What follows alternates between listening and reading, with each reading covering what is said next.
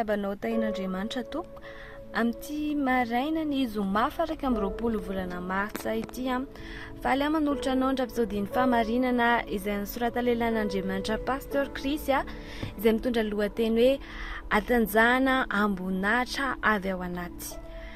Amin'ny Efesiana 4:4-12 ka hatramin'ny 4:12 dia milaza hoe ano izany no andoaliako amin'ray izay azahoan'ny fianakaviana rehetra any an-danitra sy ety an-tany anarana.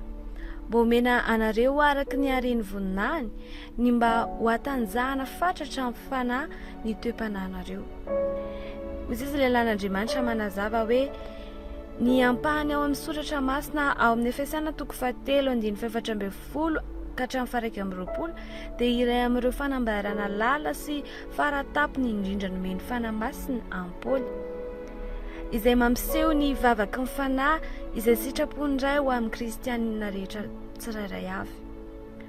Mario ny 1:20 ny vavaky Paoly mba omena anareo araka ny haren'ny voninahiny ny mba ho hatanjahana fatratra amin'ny fanahy ny toe-panahinareo. Tiany ianao hatanjaka amim-boninahitra avy ao anaty. Nahoana Andriamanitra no maniry anao hatanjaka avy ao anaty?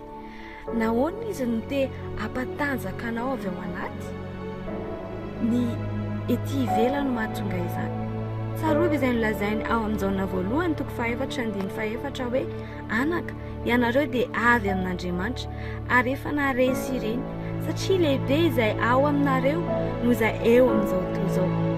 Ny teboka dia ny hoe iza no ao anatinao sy ny hery miasa ao anatinao.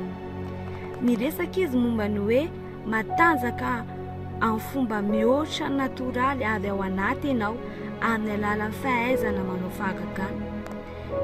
Dia ny no ohatra mikasika ny jaona mpanao batisa voalaza ao amin'ny soratra masina fa feno fanahy masina hatrany an-kibon-dreniny izy. Tsy toy ny mpaminany rehetra izy. Hoy ny Luka 1:9-20 ary ny zazakely nitomboka ny ahery tam-panahy.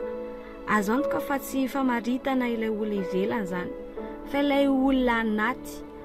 Ary noho ny amin'ny fiainana izay iainan'ny jaona mpanao batisa ireo hery izay mifanandrina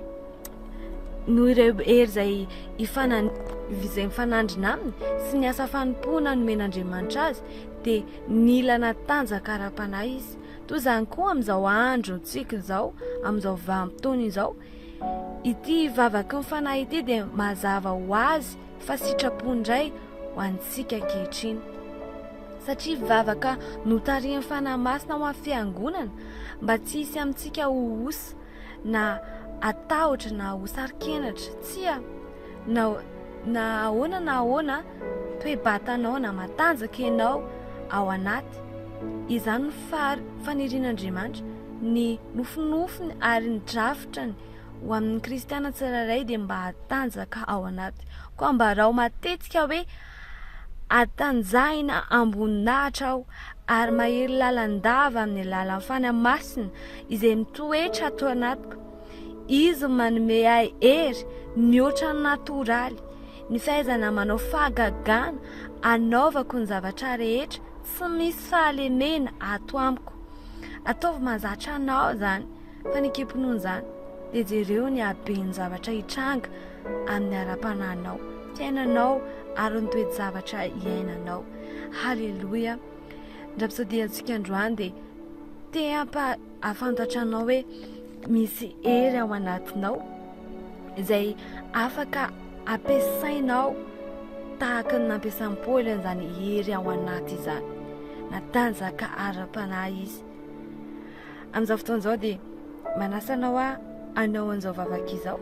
Izay ilaza dia anao anonona an'izany ampandresen-dahatra.